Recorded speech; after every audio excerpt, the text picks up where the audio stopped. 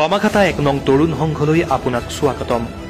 ন্যায়ালয় তথা চৰকাৰৰ অনুমতি সাপেক্ষে অহা ৪ মে ২০২৫ খ্ৰীষ্টাব্দত অনুষ্ঠিত হ'ব বামাখাতা ১ নং তৰুণ সংঘৰ বহুমুখী প্ৰকল্প ৰূপায়ণাৰ্থে উপহাৰ কুপন খেল।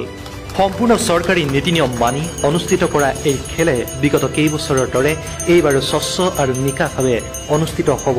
প্ৰকৃততে ক'বলৈ গ'লে বামাখাতা ১ নং তৰুণ সংঘৰ খেল মানেই ভাল, স্বচ্ছ, নিকা আৰু ৰাইজৰ সন্মুখত ৰাইজৰ দ্বাৰা পৰিচালিত খেল। এইবাৰ এই খেল দিনৰ ভাগতে অনুষ্ঠিত কৰা হ'ব। বামাখাতা ১ নং তৰুণ সংঘ অসমৰ এটা অন্যতম স্বেচ্ছাসেৱী অনুষ্ঠান।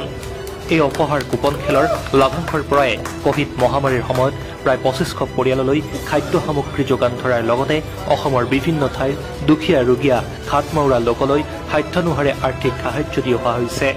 বানপীড়িত লোকলৈ খাদ্য আৰ্থিক সাহায্য প্ৰদান সংঘৰ অন্যতম লক্ষ্য।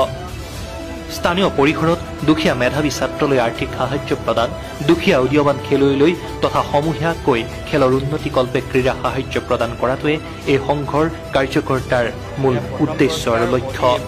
বিগত সময়ছোৱাত এই সংঘটোৰ কাৰ্যকৰ্তাৰ জনমানসত উজ্জ্বল প্ৰভাৱ বিদ্যমান ৰক্তদান আৰু মুখ্যমন্ত্ৰীৰ সাহায্য পুঁজিলৈ অৱদান লেখত ল'বলগীয়া। ইতিমধ্যে এই সংঘৰ ফালৰ পৰা ৰাইজৰ সেৱাৰ্থে এম্বুলেন্স সেৱা প্ৰদানৰ লগতে শ্মশান নিৰ্মাণৰ কাম অবিৰত গতিত চলি আছে। সেইবাবে ৰাইজে এই মহান অনুষ্ঠানটোৰ প্ৰতি জনকল্যাণমুখী কাৰ্যসূচীৰ অংশীদাৰ হ'বলৈ মাত্ৰ ১০০ টকাৰে এটি উপহাৰ কুপন ক্ৰয় কৰক আৰু বিনিময়ত পাওক ১১খনকৈ বিলাসী বাহন।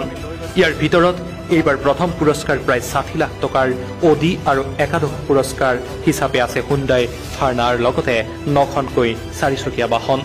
তেনেহ'লে আহক ৰাইজ, আমি সকলোৱে এই মহান অনুষ্ঠানটোৰ বহুমুখী জনকল্যাণমুখী প্ৰকল্পসমূহ ৰূপায়ণৰ হকে কাম কৰোঁ। সকলোবোৰ উন্নয়ন তথা সাহায্যমূলক কামৰ খতিয়ান সংঘৰ ফেচবুক পেজ তথা ৱেবছাইটত উপলব্ধ।